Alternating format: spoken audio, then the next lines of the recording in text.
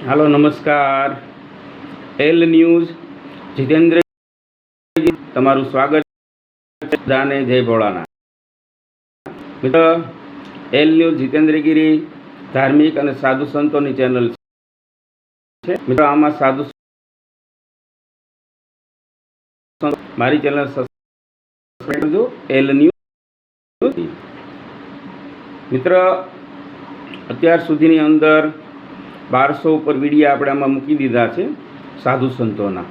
ક્યાં ક્યાં સાધુ સંતો અમે ગયા છે ન્યૂઝ બનાવવા માટે, ગુફાઓમાં ગયેલ છે, જંગલોમાં ગયેલ છે, ડંગોરામાં ગયેલા છે, અમે સાધુ સંતોનો ન્યૂઝ બનાવો। એટલે આમાં હવે આપણે એક વાત કરવાના છે, બીલીપત્રનું ઝાડ। મિત્ર, આપણે ઝાડ વાવીએ છીએ એ સારું કહેવાય। બીલીપત્ર એટલે શિવ કહેવાય છે। એના એક નિયમ હોય છે। આપણે આપણા આંગણાની અંદર ઝાડ વાતા હોય છે, ડેલાની બહાર વાતા હોય છે, ડેલાની અંદર ઝાડ હોય છે। જમીન કહેવાય છે ને કે ભાઈ પોતાની વાતા હોય છે, વાડી પોતાની જમીનમાં વાતા હોય, સારું કહેવાય। પણ મિત્ર, આ તમે ઝાડ વાવો તો આના એક નિયમ છે। પહેલું તો જ્યાં ઝાડ વાવ્યું હોય બીલીપત્રનું ત્યાં ચોખ્ખાઈ હોવી જોઈએ, ત્યાં ગંદકી ના હોવી જોઈએ।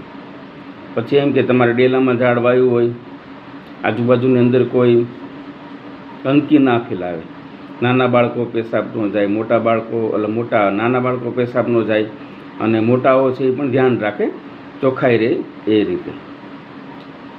પછી બીલીપત્રનું ઝાડ એક વખત તમે વાવ્યું પછી કપાતું નથી। મિત્ર, તમને 3 પેઢી નડે।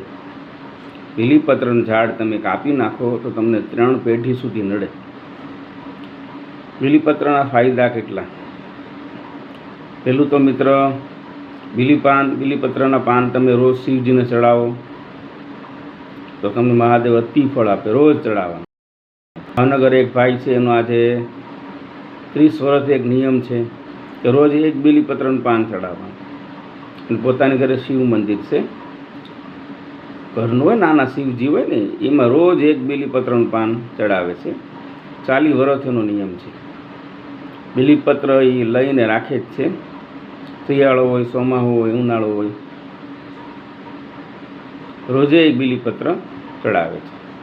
એનો નિયમ છે, પણ એ માણસ અત્યારે સુખી છે। બીજા નંબરની અંદર મિત્ર, સોમવાર હોય કે શ્રાવણ મહિનો હોય એ દરમિયાન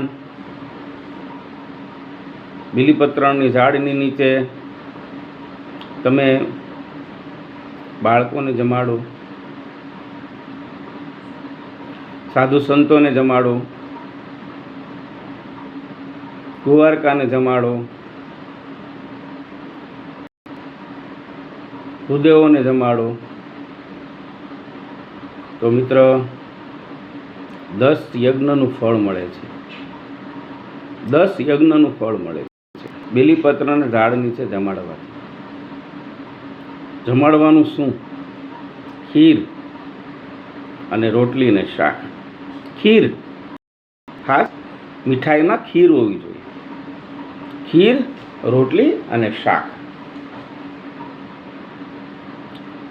ડુંગળી નહીં બીલીપત્રના ઝાડની નીચે, લસણ નહીં, શાક પણ ડુંગળી વગરનું બનાવવું। નીચે જમાડીએ ત્યારે તમને 10 યજ્ઞનું ફળ મળશે। બીજું મિત્ર, તમારે શિવ મંદિર જવાય એમ નથી, બાજુમાં તમારે બીલીપત્ર છે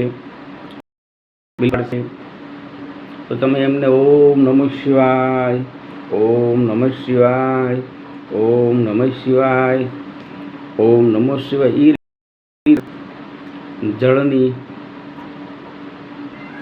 આહુતિ કહો કે જળ પાણી એને તમે ચડાવી શકો, એમ જળ ચડાવી શકો રોજે।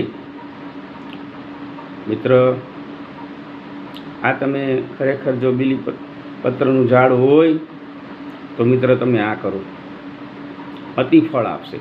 પણ એની બદલે એક ખાસ કરવાનું કે ચોખ્ખાઈ રહેવી જોઈએ. મારી ચેનલ સબસ્ક્રાઈબ કરજો. AL ન્યૂઝ જીતેન્દ્રગીરી, આવા સમાચાર જોતા રહેજો.